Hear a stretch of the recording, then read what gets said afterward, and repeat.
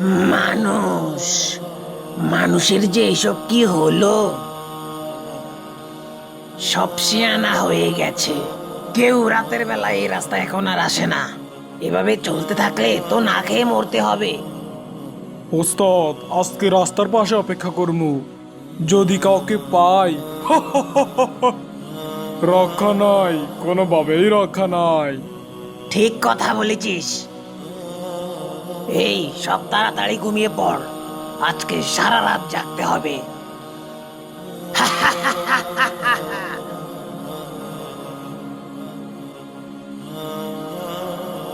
আসসালামু আলাইকুম। ওয়ালাইকুম আসসালাম রহমতুল্লাহি বারাকাতুহু। এটা কি জনাব সুজন সাহেবের বাড়ি? আমি সুজন সাহেব, কিভাবে আপনাকে সাহায্য করতে পারি? আসলে শহর থেকে আপনার জন্য একটা চিঠি এসেছে। ও আচ্ছা, আপনারা না থাকলে যে আমাদের কি কষ্ট হতো। জাযাকাল্লাহ খায়ের। আসসালামু আলাইকুম। ওয়ালাইকুম আসসালাম রহমতুল্লাহি বারাকাতুহু।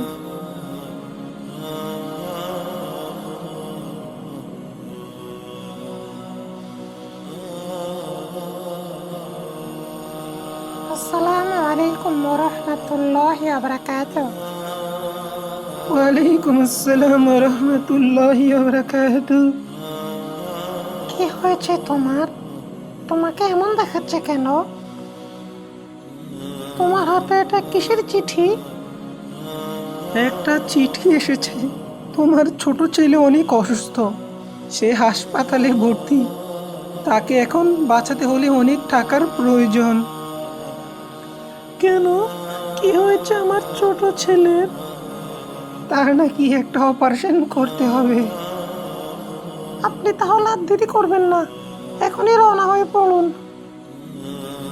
কিন্তু টাকা, এতগুলো টাকা আমি এখন কোথায় পাবো? সেটা নিয়ে আপনাকে চিন্তা করতে হবে না। আপনি একটা কাজ করুন, আমার যে গয়নাগুলো আছে সেগুলো বিক্রি করে আমার ছোট ছেলের জন্য কিছু ওষুধপত্র কিনে নিয়ে যান এবং তার চিকিৎসা করুন। কিন্তু এখন তো সন্ধ্যা হয়ে গেছে, শহরে যাওয়ার জন্য ওই জঙ্গলের রাস্তাটা তো ভালো না। শুনেছি ওখানে নাকি ডাকাতের অনেক আনাগোনা থাকে। আল্লাহ না করুক, না জানি কোনো বিপদ হয়। ও নিয়ে তুমি ভেবো না, আল্লাহ নিশ্চয়ই আমাদের সহায় হবেন। তুমি দেখে নিও। আচ্ছা ঠিক আছে, তাহলে আপনি এখনই বেরিয়ে পড়ুন আল্লাহর নাম নিয়ে। ঠিক আছে, তাহলে আল্লাহর নাম নিয়ে রওনা হলাম।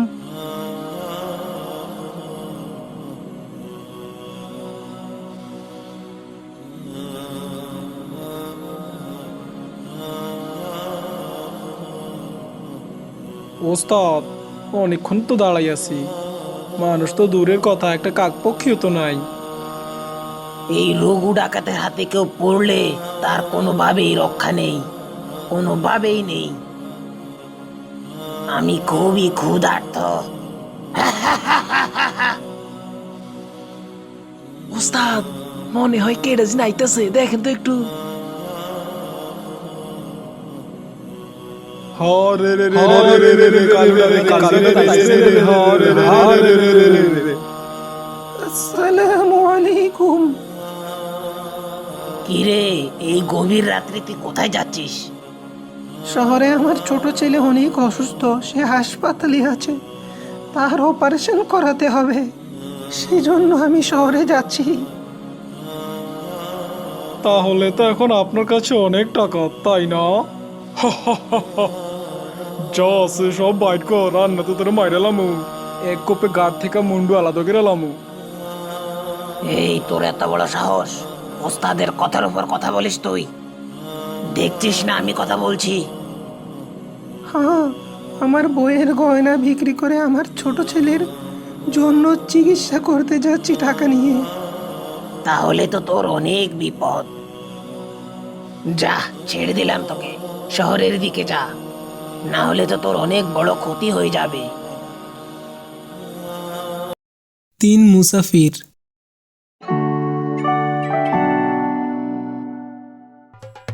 আগের দিনে একদল লোক দেশে দেশে মুসাফিরি করে বেড়াতো।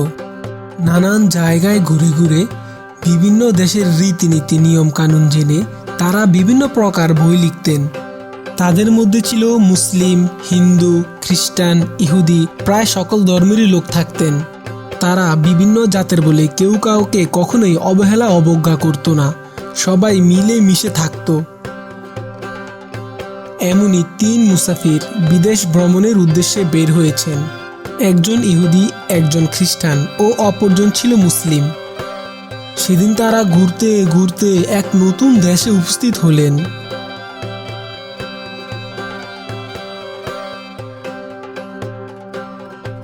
তারা দীর্ঘ পথ চলতে চলতে যেমনই হয়রান তেমনি ক্ষুধায় কাতর ছিল, কিন্তু তখন অনেক রাত হয়ে গিয়েছে। গৃহস্থরা প্রায় সবাই ঘরের দরজা বন্ধ করে ঘুমিয়ে পড়েছে। না পেল তারা খাবার, না পেল কোথাও জায়গা। একটা বড় বট গাছের তলায় কম্বল বিছিয়ে তারা শোবার জোগাড় করলেন।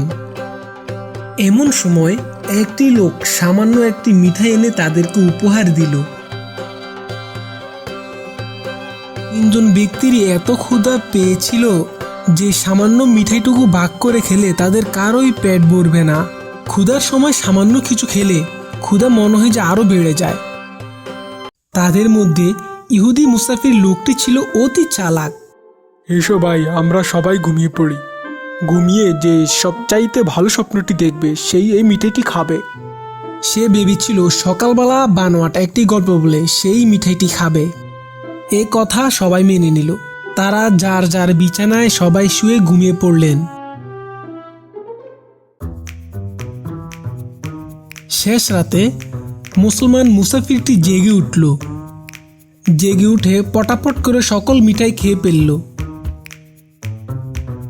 আর মিঠাইয়ের পাত্রটি ঢাকনা দিয়ে ঢেকে রাখল। ইতিমধ্যে প্রায় সকাল হয়ে পড়ল। খ্রিস্টান আর ইহুদি মুসাফিরটি আর মোড় দিয়ে জেগে উঠল। তারা তখন একে অপরকে জিজ্ঞাসা করতে লাগলো কে কেমন স্বপ্ন দেখেছে। প্রথমে খ্রিস্টান লোকটি বলতে আরম্ভ করলো, আরে ভাই, আমি যে কি মজার স্বপ্ন দেখেছি। কি দেখলে ভাই তুমি? দেখলাম আমি আকাশে উড়তে উড়তে সেই চতুর্থ আসমানে গিয়ে পৌঁছালাম। সেখানে ঈসা আমার হাতটি ধরে কত কথাই না বললেন। আরে ভাই, আমি তো আরো ভালো স্বপ্ন দেখেছি। কোথাকার এক ময়ূর এসে আমাকে তার পাখার মধ্যে বসিয়ে উড়িয়ে নিয়ে চলে গেল। তারপর নানা দেশ ঘুরিয়ে আমাকে সেই কোহিতুর পাহাড়ে এনে পৌঁছে দিল, আর সেখানে আমি আল্লাহর সাথে কথা বললাম। ইহুদি লোকটি মনে মনে ভাবল তার চাইতে আর ভালো স্বপ্ন হতেই পারে না, তাই মিঠাইটি তার ভাগ্যেই রয়েছে।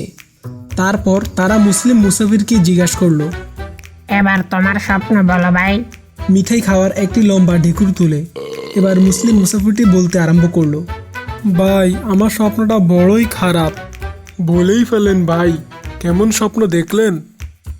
ভাই, আমি দেখলাম কোথাকার এক ভীষণ দৈত্য এসে আমার ঘাড় ধরে বলল,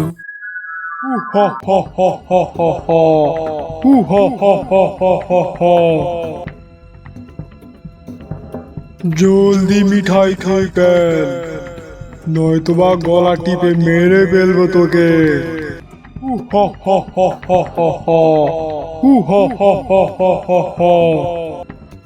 আমি আর কি করব, তাড়াতাড়ি সব মিঠাই খেয়ে ফেললাম। এই বলে ঢাকনা সরিয়ে মিঠের খালি পাত্রটি দেখিয়ে দিলেন। তুমি ভাই আমাদের ডাকলে না কেন? আমরা উঠে দৈত্যকে তাড়িয়ে দিতাম। ডাক কি কম দিলাম নাকি? কত জোরে জোরে আমি তোমাদের ডাকলাম। তাহলে আমরা শুনলাম না কেন? কি করে শুনবে ভাই? তোমাদের একজন সেই চতুর্থ আসমানের উপর, আর একদিন ছিল অতদূর কোহিতুর পাহাড়ের উপরে। আমার শব্দ অতদূর পর্যন্ত পৌঁছাবে কি করে?